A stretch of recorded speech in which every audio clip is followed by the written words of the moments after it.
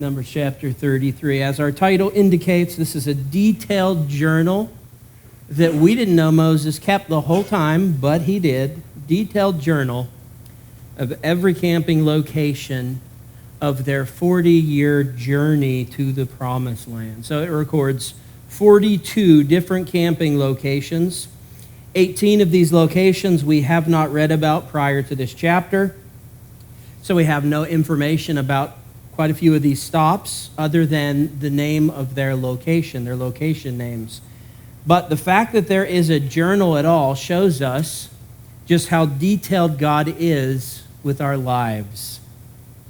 Think about how the Lord detailed all of this out, and think about what that says to you. It tells us that he knows when we are succeeding or failing, when we're hungry or full. He knows when we're thirsty or satiated. He knows when we're discouraged or encouraged, distraught or joyful. He knows all of that stuff because he leads all of that stuff. He leads us to every camp spot in our life, the goods, the bads, the highs, the lows. He leads us through all of it because all of it is necessary for preparation. The Lord is preparing a people. The Lord is preparing us for what he has in our futures, and ultimately he's preparing us for our eternal home, which is heaven. So these stops from the nation of Israel, they are packed with lessons, and we know that because we have studied through them. This chapter then is going to serve for us as a recap on all of those life lessons that the Lord has taught us through the nation of Israel and their journeying toward the Promised Land. So this means that God is going to have to help me to be concise with this study. So I would just say this: prepare for tons of information in a very short period of time, followed by extremely concise refresher lessons. I'm not going to drag this out because you can go right back to these actual studies. You can learn those lessons in a more expounded way. But let's try to do this quickly. I want to first start with a good breakdown of the chapter. This is something you might want to eventually get down in note form. This is an important chapter because you're going to find these stops scattered in other locations: Exodus, Numbers, Deuteronomy. But when you get to Numbers chapter 33, this is all of it. This is the stop-by-stop account. So if you need a quick reference, this is your chapter. And if you get an outline down, the one that I'm about to give you, it's going to help you sort through what we're looking at tonight. Verses 1 through 7, this is the first generation of Israel's journey from Egypt to the Red Sea. Verses 8 through 15, this is the first generation of Israel's journey from the Red Sea to Mount Sinai. Verses 16 through 36, first generation Israel's journey from Mount Sinai to Kadesh, or Kadesh. That's the doorstep of Canaan. And then verses 37 through 49, second generation Israel's journey from Kadesh to the Jordan River, across the Jordan River from Jericho, right? Verses 50 through 56, the chapter closes with a word of warning from the Lord to the second generation of the nation of Israel about being thorough to clear the land of its former inhabitants and influence. So there's a quick breakdown of the chapter, and having that breakdown under our belt, let's get moving. Verse 1. These are the stages, the camping locations of the people of Israel when they went out from the land of Egypt by their companies under the leadership of Moses and Aaron. Verse 2. Moses wrote down their starting places, stage by stage, that is, location by location, by command of the Lord. And these are their stages according to their starting places. Verse 3. They set out from Ramses in the first month, on the 15th day of the first month. On the day after Passover, the people of Israel went out triumphantly in the sight of all the Egyptians. Verse 4. While the Egyptians were burying all their firstborn, whom the Lord had struck down among them, on their gods also the Lord executed judgments. So Ramses was the departure point for the nation of Israel. They gathered there, and then they left Egypt the morning after that first Passover. Passover the 14th, next day 15th, and they leave Ramses for the promised land. God had judged the firstborn of the nation of Israel, but as the passage just told us, he did not just judge the Egyptians, but he judged the gods of Egypt as well. And you can study through those early Exodus studies that we've already done if you need to have your memory jogged on this. But suffice it to say, God sent plagues to embarrass the false Egyptian gods. And we did those studies. They worshiped the Nile, so God plagued the Nile.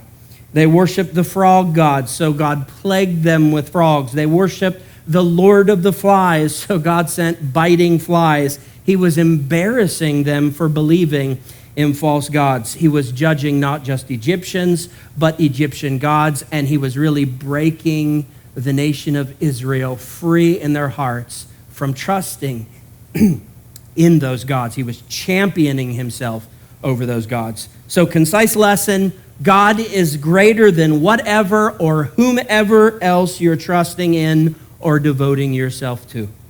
Verse 5.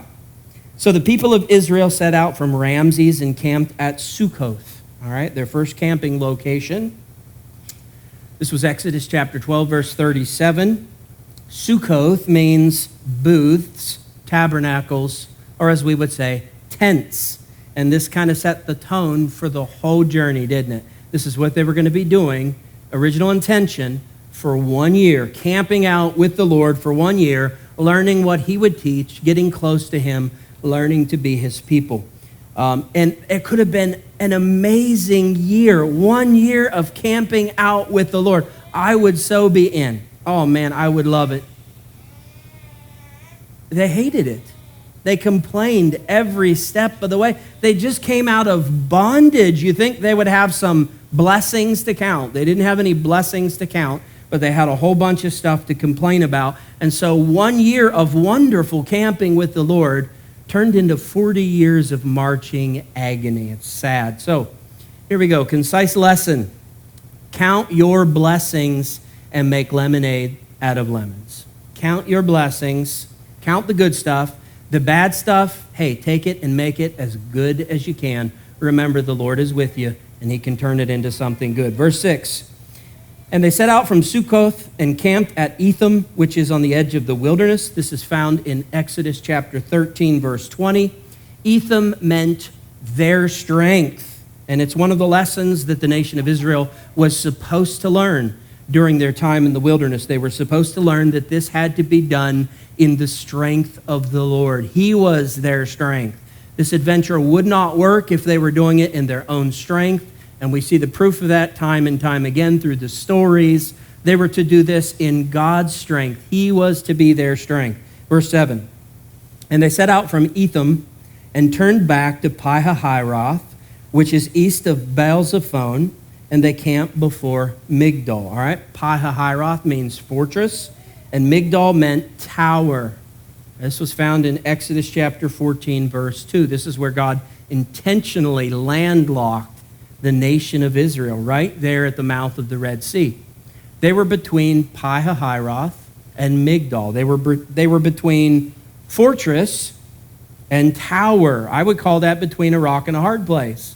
You've got the Red Sea in front of you. You've got a rock and a hard place on both sides. And then, oh yeah, coming behind you is the army of Egypt that changed their mind. They said, yeah, Israel can go. They changed their mind. So they're pursuing the nation of Israel.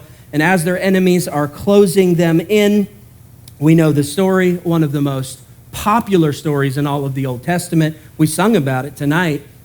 The Lord parted the Red Sea so that Israel could cross over on dry ground. And once they crossed, the Lord let the water go and drowned Israel's enemy, the armies of Egypt. So not only did they cross over on dry ground, but forever they did not have to worry about the Egyptian army because they were, as they say, sleeping with the fishes. The Lord had taken care of them. Concise lesson. Even when it looks like it, you are never really stuck between a rock and a hard place if God is your God. I mean, even when you are, you aren't. Because God is the God that carves a highway right out of your predicament. We sung about it twice tonight. He cut through the sea. He made a highway through the sea. He can provide a way of escape for whatever's got you trapped. He can provide a way out of every temptation you face. So if God is your God, you're not really, truly stuck between a rock and a hard place, even when you are. He is your deliverance. Verse 8, and they set out from before Hahiroth, same as Pi-hahiroth, and passed through the midst of the sea in the wilderness. You see the word midst? What does the word midst mean? It means middle of, right? So they didn't trudge through the swamp. They didn't wade through the shallow river crossing. No, they crossed through the middle of the Red Sea. That's what the scripture tells us. And they went a 3 days journey in the wilderness of Etham and camped at Marah. And Marah means bitter. Do you remember that study? Here today, gone tomorrow. Remember that study? Exodus chapter 15, verse 23. Marah is the location where they showed up. Looked like a good spot. They were thirsty. There was water there. Awesome. Until they found out the water was bitter. And that doesn't just mean it tasted bad. There was something in it that was noxious. They could not drink it. So it was in this spot where the Lord inspired Moses to throw in the tree, the log, as the ESV records. Moses throws in this log into these bitter waters in Marah, and suddenly the bitter waters are now sweet. They're now fresh and clear and healthy. Makes no sense other than the fact that it was a divine miracle, and we know that was a sign to point us toward the cross of Christ. That's what that tree represented.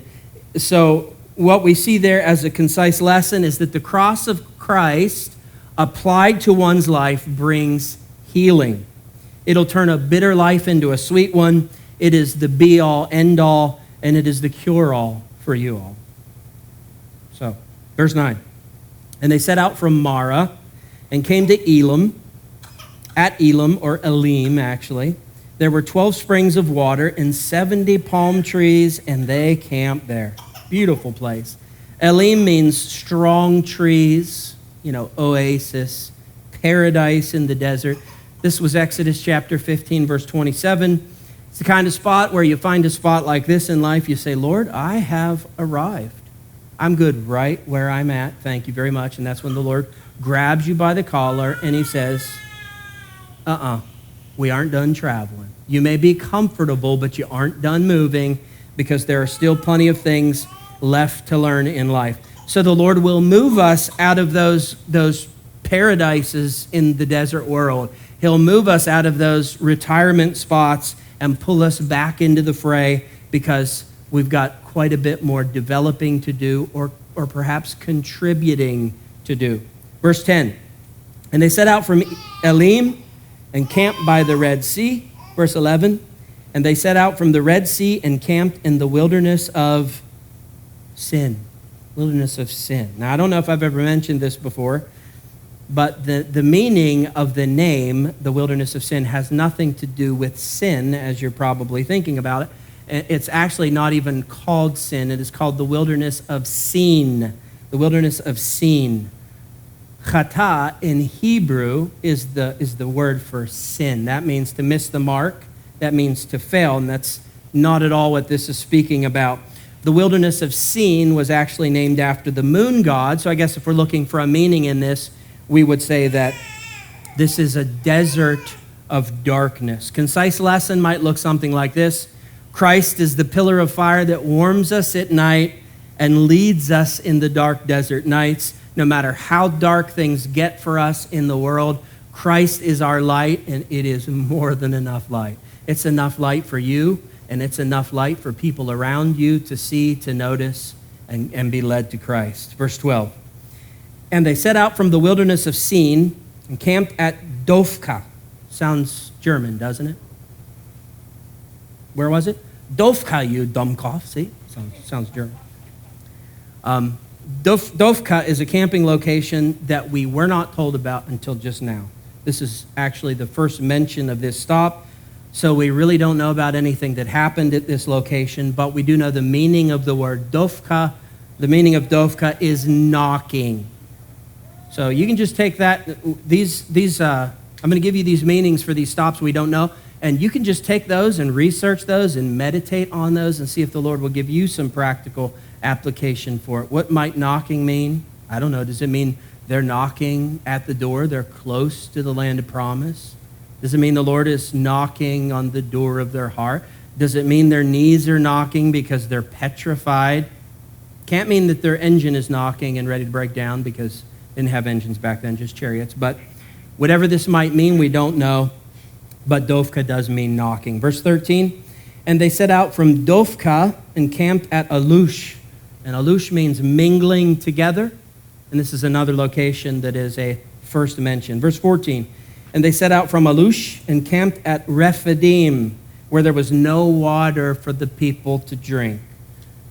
Rephidim means beds or resting places. We might say, like, they found Hotel City.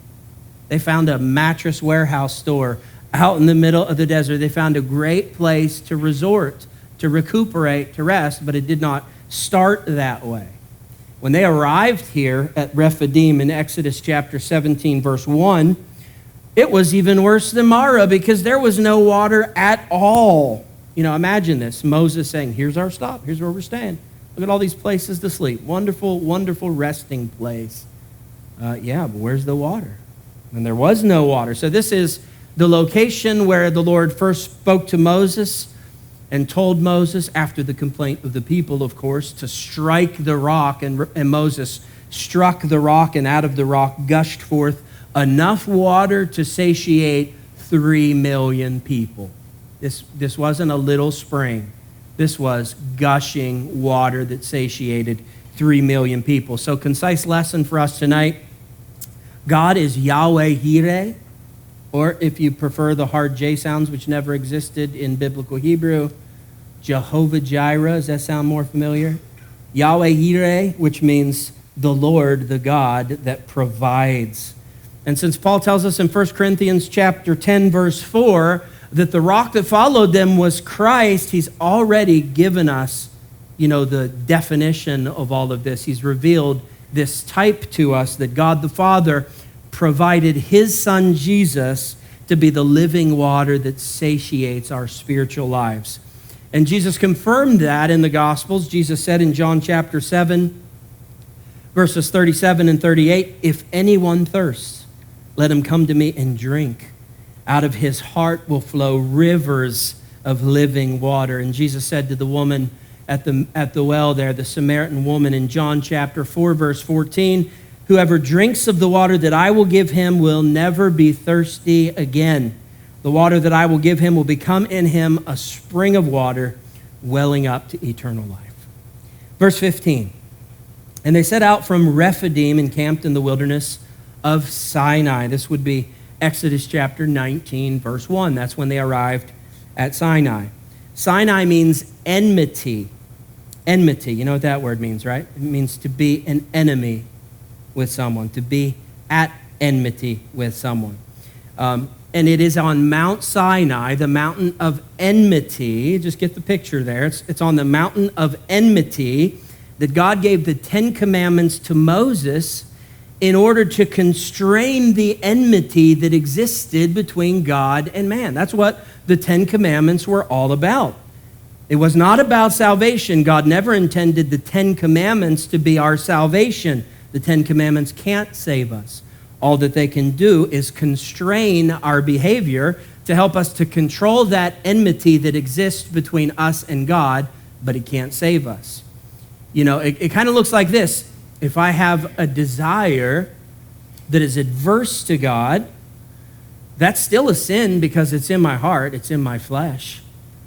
But if I act on that desire, it's an even greater sin. So the law is to help us to judge, to govern ourselves in those desires that are within us that are enmity against God. The 10 Commandments help us to constrain that enmity, to suppress it, to limit that enmity. And then, of course, ultimately, we would need someone to come along and forgive us of the enmity that does exist within us, to wash it all clean, to overthrow the enmity that is in my heart against God.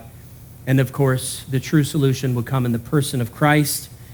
And the true solution comes when you take the work of Christ and apply it to your heart. Verse 16.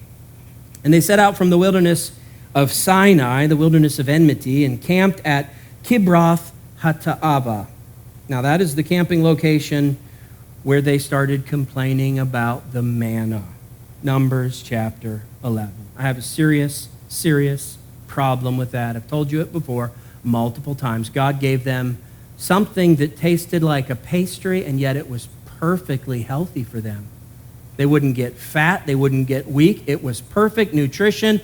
But my goodness, it tasted like a donut, and the people were so crazy that they said, Lord, we are so tired of these healthy donuts.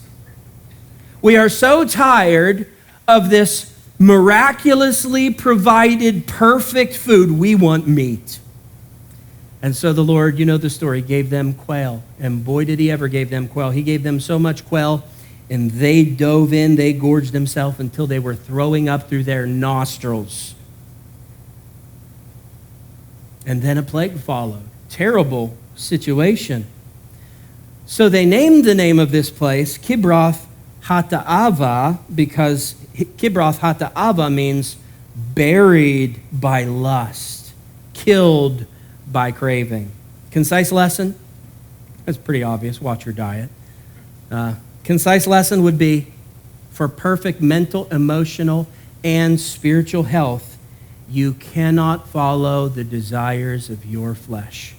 You cannot pursue your lust. You'll end up glutting yourselves to death, because the things that your flesh desires are not going to be the things that are healthy for you. I already said your nature is at enmity with God. So if you follow your nature, you're going to end up chasing after and gorging on things that don't satisfy. And ultimately, you're going to binge until you burst. That's the way that sin works. You have to follow the Lord's diet. You have to get in the Word. You have to feast in the Word. You have to obey God. Wasn't that the conclusion that Solomon came to? In the book of Ecclesiastes, he pursued happiness and well-being through every course imaginable. And at the end of it, he said, you know what? It all boils down to this. Love the Lord. Follow his word, do the right things. That's it, man.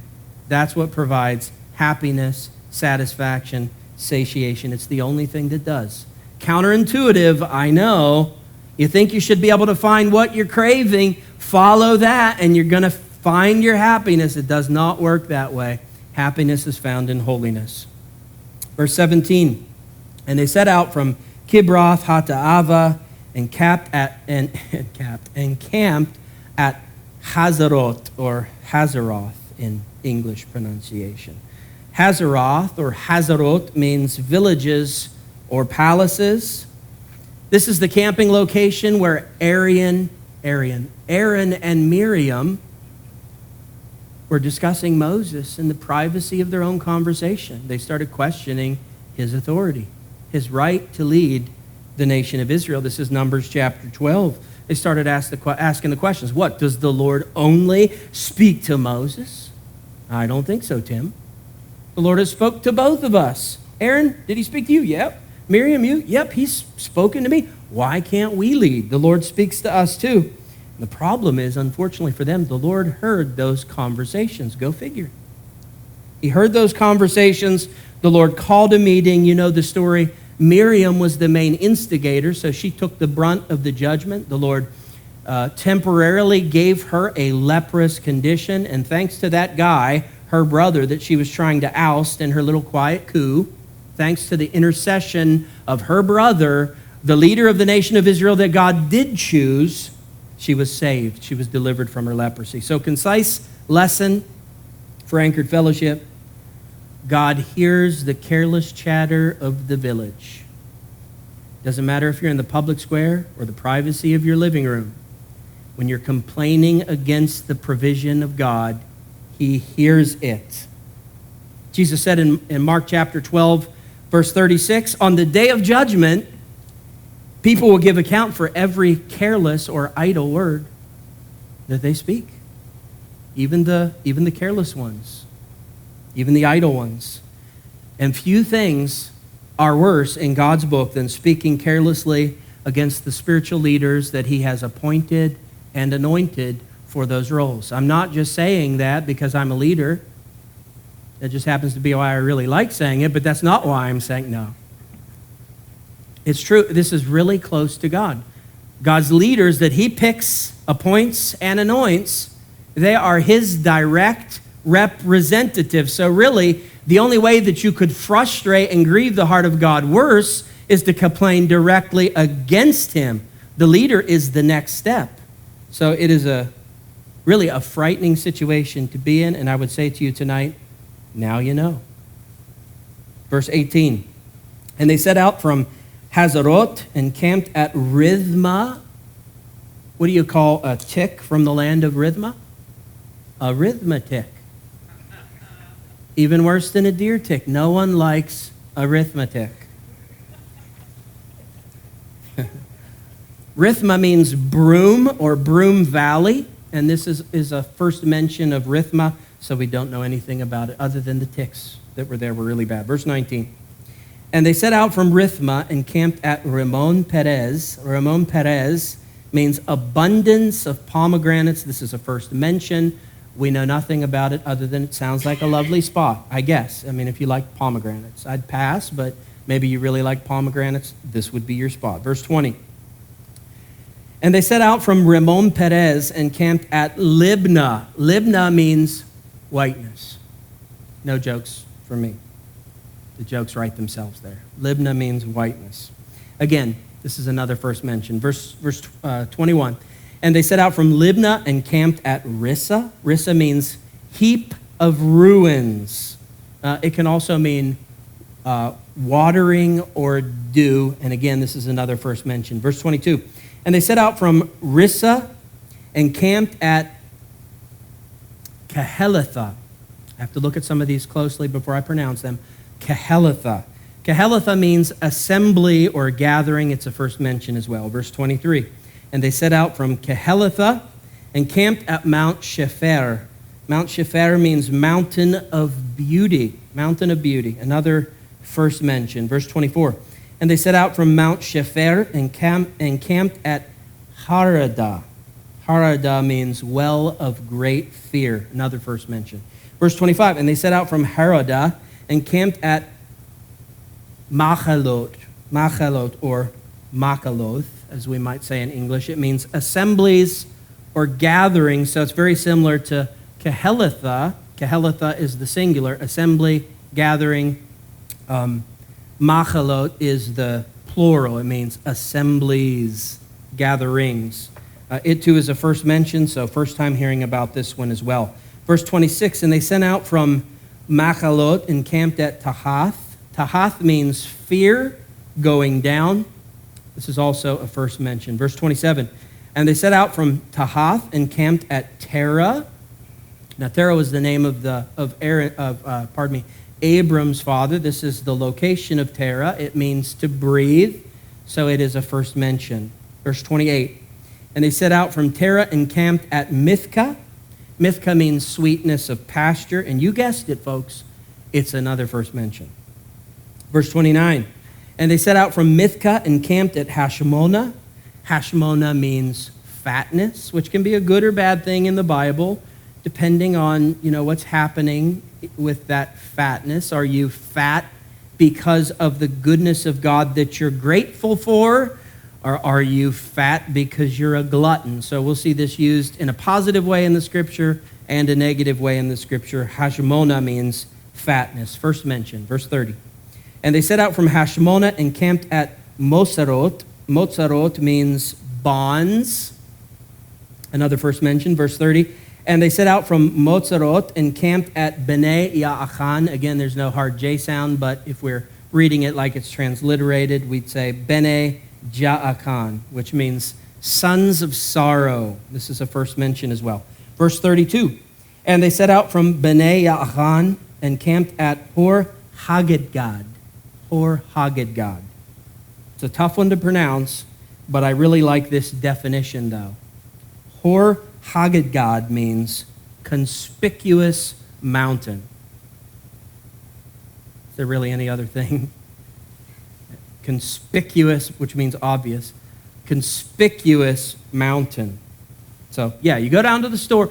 To get to the store, you take Route 99. You head straight for the conspicuous mountain. When you get to the conspicuous mountain, you turn left. You can't miss it. It's that great big one there. Very conspicuous. All right, I'll move on. I can't help it. I like that one. Verse 33. Oh, by the way, that's the first mention. Verse 33. And they set out from Hor Haggidgad and camped at Jotbatha. Jotbatha means land of brooks of waters. It's the first mention. Verse 34. And they set out from Jotbatha and camped at Abronah. Abronah means crossing over, also a first mention. Verse 35. And they set out from Abronah and camped at Ezion-Geber. Ezion-Geber means the giant's backbone. I guess that would kind of be like the backbone of a giant. That kind of idea there. Another first mention, verse 36. Aren't you glad I'm helping you with this? Verse 36. I didn't realize how ridiculous that sounded until I said it. It made some kind of sense in here.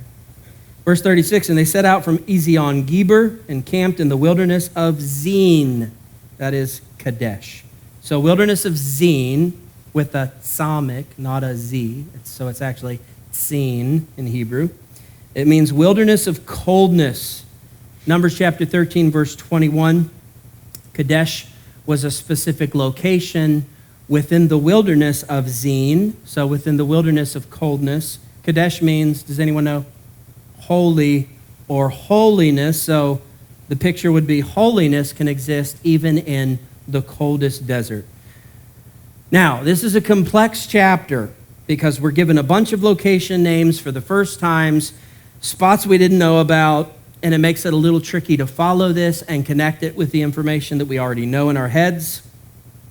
So let me help you with this to make this a little bit easier and perhaps to pull an important point out of this chapter. Up until verse 36, these were the travels of the first generation of the nation of Israel.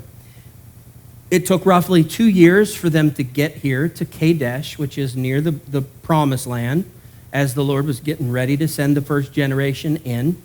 We're rounding, but approximately 2 years. When they did get to this location in verse 36, Kadesh, this was their turning around point. This is where they decided that they would not follow the Lord. This is where they decided that they would not go into the land of the promise. This is where they decided they would spend the rest of their lives in the wilderness and die in the wilderness. Now, verse 37 begins the journey of the second generation of the nation of Israel. Did you catch that? Verse 36 was when the first generation turned back, just 2 years into this. Verse 37 is where the second generation took over. So what are we missing between verses 36 and 37? Only 38 years of desert wandering. That's all right here between verses 36 and 37. 38 years of nothingness. 38 years of desert wandering that the Lord did not record whatsoever or even hint at in Numbers chapter 33. He left all of those 38 years out entirely. So don't miss this point, please, Anchored Fellowship. God only recorded their camping locations when they were actively following him. When Israel stopped following God, God told Moses, all right, Moses, stop giving them my direction. Moses, stop recording the journey. So 38 years of nothingness that is omitted between verses 36 and 37. Now, the negative lesson here is that when we decide to go it alone without the Lord says, okay, that's your choice. I'll honor that. You can have at it. And when we do that, we reap the benefits of what we invest. And the benefits of what we invest would be, we're without the Lord in this theory, so the rewards would be a bunch of nothingness. If we're not following the Lord, if we opt out of that, then here's what we're accomplishing. Absolutely nothing worth mentioning. Jesus said in John chapter 15, verse 5, I am the vine, you are the branches. Whoever abides in me and I in him, he it is that bears much fruit. For apart from me, you can do nothing. Nothing consequential in eternal matters. So that's the negative lesson here. But there is a positive lesson here. There's a positive lesson. The nation of Israel was not perfect even when they were following the Lord, were they? Far from it, right? But here's the interesting thing. God didn't stop leading them or recording their journey just because they were doing poorly and following badly. The Lord never did that. He only stopped leading them, and he only told Moses to stop recording the journey when they willingly and obstinately refused to follow God. So my encouragement to you tonight is, if you're feeling like you've not done a very fantastic job of following him, maybe you feel that way about your life right now in the present, Lord, I'm not really good at this whole serving and following you thing. Well, if that's you, whatever you do, I want to encourage you tonight, don't stop following him. Being bad at following the Lord is no reason to stop following him. That's a reason to keep following him. If you're following the Lord, regardless of how you're doing, there's grace there. There's grace for every failure. It's when you stop following the Lord willfully and determinedly, that's when you're in trouble. If you stop following the Lord, if you quit trying, that's when you force him out of the picture altogether, and nothing good is going to come from that. So even the weakest Christian with the worst track record that picks up the pieces after failure and continues to follow on, even that weak Christian with the terrible track record has a promise of a good future and a good hope because of the grace of God as we follow him. So, church, no matter what, follow on. So, verse 37, Israel is back at Kadesh. This is the first generation gone. This is now the second generation that the Lord is working on. Verse 37, and they, the second generation of the nation of Israel, set out from Kadesh or Kadesh and camped at Mount Hor on the edge of the land of Edom. This is another one that I really like, Mount Hor, because in Hebrew, this is written like this, Har Hor, Har Hor. Those are two Hebrew words that are variations for the word mountain. So Har Hor means mountain. Yeah, I know it's not as good as conspicuous mountain, but that's obvious. But I like this one too, Har Hor, mountain. Verse 38, and Aaron the priest went up mountain, he went up Mount Hor at the command of the Lord and died there. Is the Lord in charge of the day of our death? He sure is. He went up there at the command of the Lord, and he died there. In the 40th year after the people of Israel had come out of the land of Egypt on the first day of the 5th month, verse 39, and Aaron was 123 years young. Okay, 123 years old when he died on Mount Hor. That was recorded in Numbers chapter 20. Miriam died first. I keep calling him Arian. Aaron died in the same year at 123 years old, and Moses too. He died in the same year as well. He just happens to still be alive at the time of this writing, as at the time of chapter 33. In fact, he'll survive all the way to the end of the book of Deuteronomy, because all of this is taking place within the space of just a few months. The travel journal has brought us to the final handful of months where the nation was very near to the borders of Canaan, just on the outskirts and making their final move toward Jericho. It's Numbers chapter 20 and onward. This is what we've been studying recently, so this stuff should be somewhat fresh. If you remember, that is the time frame when Moses started asking various kings, hey, we got to get to Canaan. Is it all right if we cut through your land? We won't mess with anything. It's just straight shot. We just need to get through. Is that okay? And of course, none of them responded favorably to that. War ensued because of those requests. So this is where the pre-promised land battles begin. So here's a recap of their final movements and those pre-Canaan battles. Verse 40.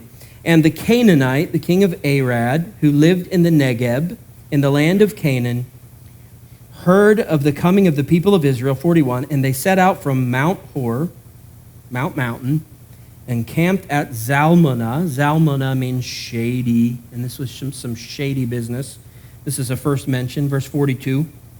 And they set out from Zalmunna and camped at Punon, Punon means precious stone, also a first mention, and really cool name, verse 43. And they set out from Punon and camped at Oboth. Oboth means bottles or water bags. And we study that in Numbers chapter 21, verse 10. Verse 44, and they set out from Oboth and camped at Ai-Abarim in the territory of Moab. Ai-Abarim means the heap of the regions beyond, which interestingly is exactly what we call New Jersey and New York. I just found that interesting. Moab means of his father. Two Hebrew words, mo, of, and then ab, which is the Hebrew word for father. I don't know if you knew that. That's the formal word for father, ab. I know you've heard of this, Abba. That's the informal word for father, so it's more like daddy or papa, but ab is the formal word. So Moab, of the father, chip off the old block. And this is right about where the nation of Israel broke out into song. Do you remember that study? They first went from Ai-Abarim to Zered, and then they came down to Arnon, and it was there at Arnon that they broke out into song. Do you remember what the song was? Spring up, oh well. And then it got weird. The rest of the song was about battles, and it didn't rhyme, didn't make sense. But they were happy. This was a joyous time. This was Numbers chapter 21, verses 11 through 18. Verse 45, and they set out from Ayim, which is a shortened form of Ai-Abarim. They set out from Ayim and camped at Dibon Gad. Dibon Gad means great understanding and good fortune, because the name Gad means good fortune. Gad is one of the tribes of Israel. It's technically not the first mention of Dibon, but it might as well be, because the first time Dibon was mentioned was the previous chapter, Numbers chapter 32, verse 3. Why was it mentioned? Because this was one of the territories that Reuben and Gad were requesting to settle outside of the land of Canaan. Dibon. So it was Dibon in chapter 32. It's now Dibon Gad, because it's been granted to the tribe of Gad. Verse 46, and they set out from Dibon Gad and camped at Almon Diblathaim. That's right. Almon Diblathaim. That means hidden in a cluster of fig trees. Who names these towns anyway? Hidden in a cluster of fig trees. It's a first mentioned town. Verse 47, and they set out from Almon Diblathaim and camped in the mountains of Abarim before Nebo. Nebo means prophet. And it was also mentioned in the previous chapter, chapter 32, verse 3, as another one of the towns that the tribe of Reuben and Gad were requesting to possess. Verse 48, and they set out from the mountains of Abarim and camped in the plains of Moab by the Jordan at Jericho. Verse 49, they camped by the Jordan from Beth Yeshimoth, or as we read here in the transliteration, Beth Jeshimoth, as far as Abel Shittim in the plains of Moab. So where are they now, church? The plains of Moab, across the Jordan River from the city of Jericho. This was their final camp-out spot. They arrived here in chapter 22, and they've been here since then, and they will be here until the book of Joshua. Verse 50. And the Lord spoke to Moses in the plains of Moab by the Jordan at Jericho, saying, speak to the people of Israel and say to them, when you pass over the Jordan into the land of Canaan, then you shall drive out all the inhabitants of the land from before you and destroy all their figured stones, their idols, and destroy all their metal images, Hebrew word maskith, which every time you read about it in the Old Testament, it means hanged engravings that are wished or lusted after. In other words, these are pornographic images that they would engrave and then hang on their walls. You didn't think pornography was a new problem, did you? You didn't think it was a modern problem. It wasn't. Read Ezekiel chapter 8, verse 12. You might be really shocked at where some of those pornographic images turned up. It's the same word, Ezekiel chapter 8, verse 12. So God says, get rid of the idols, get rid of the pornography, and demolish all their high places. That would be places of worship for false gods, altars, temples, and whatnot. Verse 53.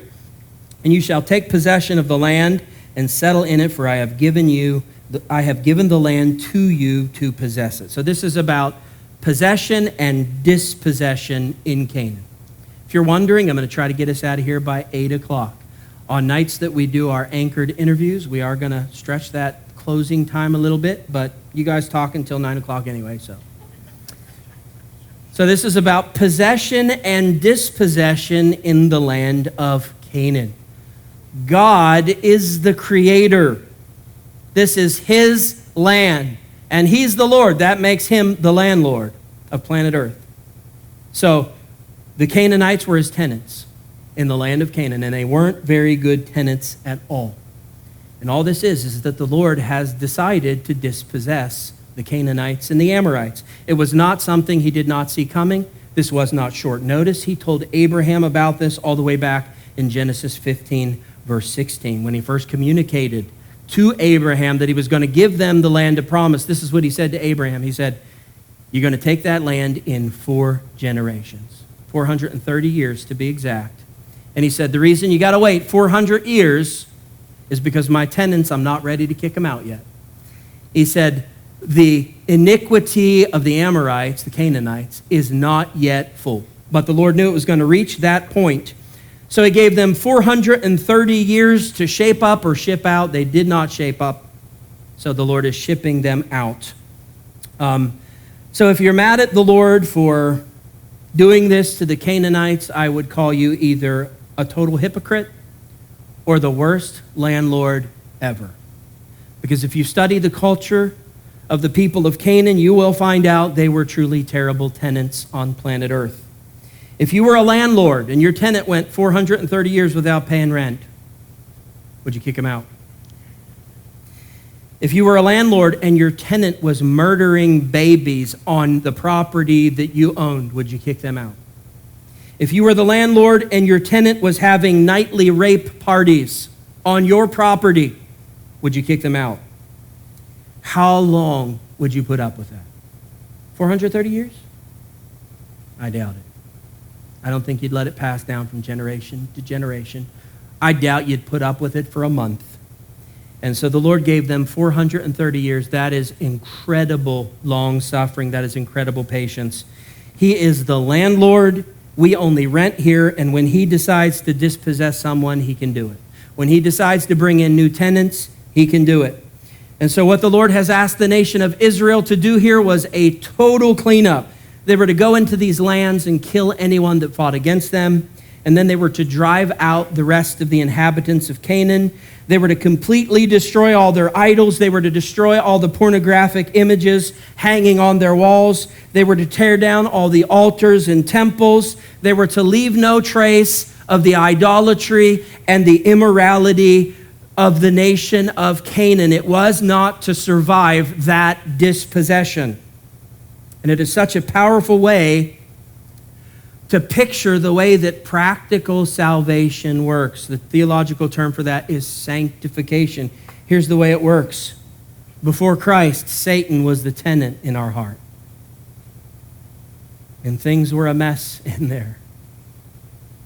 We needed a professional deep clean. And the way that it works for us is the same way that it worked for them. It was the responsibility of the tenant that was moving in to do the cleaning up. Well, when you turn from Satan to Christ, that new tenant, Christ, he comes in and he begins the work of sanctification in your life. And for the rest of your life, he will spend that time cleaning you up. You put up a poster of a new hero, and the Lord says, you know what? That's an idol in your heart. Mind if I take that down? Yes, Lord. You bring in that new artist, MP3, and the Lord says, that's inciting immorality in your heart. You care if I delete that file? Yes, Lord, you're right. That needs to go. So the Lord does that work in our lives. From the time that he comes in, he's the new tenant, and he does the sanctifying. It's what he wanted the nation of Israel to do in the land of Canaan. Verse 54, you shall inherit the land by lot according to your clans. To a large tribe you shall give a large inheritance. To a small tribe you shall give a small inheritance. Wherever the lot falls for anyone, that shall be his. According to the tribes of your fathers you shall inherit. Verse 55, but if you do not drive out the inhabitants of the land from before you, then those of them whom you let remain shall be as barbs, thistles in the eyes That can't feel good. Thistles in the eyes. And thorns in your sides, and they shall trouble you in the land where you dwell. Verse 56, and I will do to you as I thought to do to them, which would be what? Dispossession. God says, do what I say, and don't make me kick you out of the land. Now, the sad commentary on all of this is that the nation of Israel would fail to do what God had commanded them. They would not drive out all of the inhabitants. Some, but certainly not all. They would not wipe the land clean of idolatry and immorality. They would compromise in certain areas. They would make deals with the devil, and that would come back to haunt them. And twice in the recorded history of the nation of Israel, the Lord had to temporarily dispossess them from the land for a time, but in his grace, he brought them back in.